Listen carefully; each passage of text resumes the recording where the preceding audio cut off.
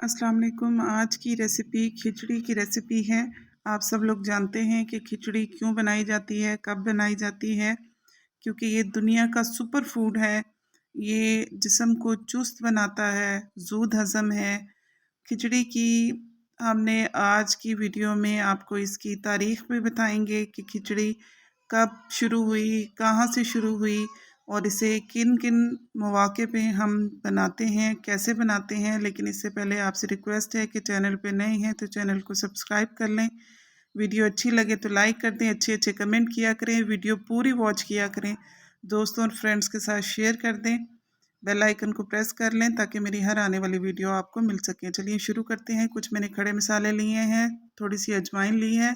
इसको 10 सेकंड्स के लिए हाफ कप ऑयल में हम फ्राई कर लेंगे और उसके साथ ही एक मीडियम साइज़ का प्याज लिया है, स्लाइसिस में कट करके उसको हमने डार्क गोल्डन नहीं करना, लाइट गोल्डन करके। मैंने 2 गिलास चावल लिए हैं तो तकरीबन 2 टेबलस्पून मैंने इसमें नमक डाला है। अपनी मर्ज़ी से कम या ज़्यादा कर सकते हैं नमक को। इसको हमने 2 चम्मच नमक डाल के 1 मिनट के लिए अच्छी तरह से फ्राई कर लेना है। डार्क गोल्डन प्याज नहीं करने, आपकी पसंद है अगर आप करना चाहें तो, लेकिन खिचड़ी में लाइट गोल्डन प्याज ही अच्छे लगते हैं और उसी का फ़ायदा होता है।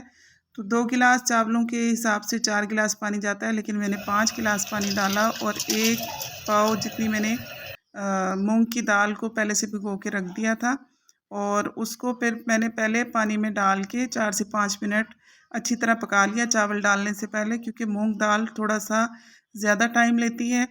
जब तक मूंग दाल 4-5 मिनट तक थोड़ा सा स्टीम में गलेगी, उसके बाद हम इसमें चावल ऐड करेंगे।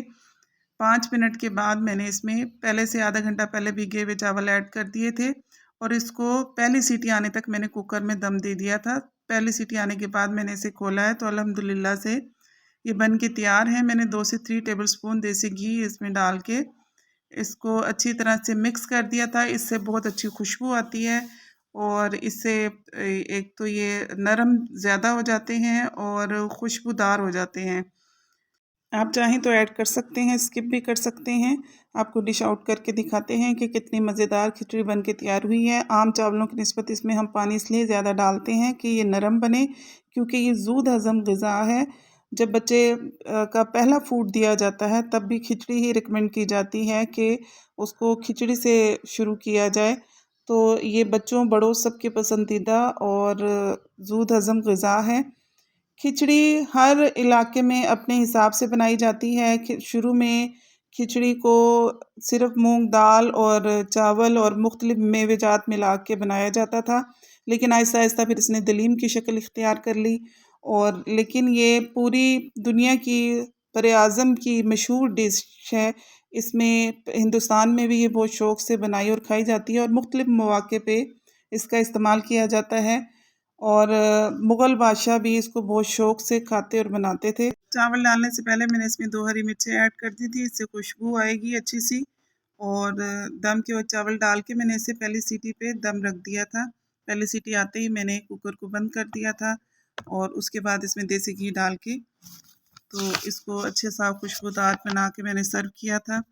इस खिचड़ी का ज़िक्र इब्न बतूता की डायरी में भी मिलता है। मूंग दाल और चावल से बनी खिचड़ी का आईन अकबरी में भी इसका ज़िक्र मिलता है। ये दरबारी फूड है, मुग़ल बादशाहों की पसंदीदा डिश थी। मुग़ल बादशाह अकबर के बेटे जहांगीर को भी ये बहुत ज़्यादा पसंद थी।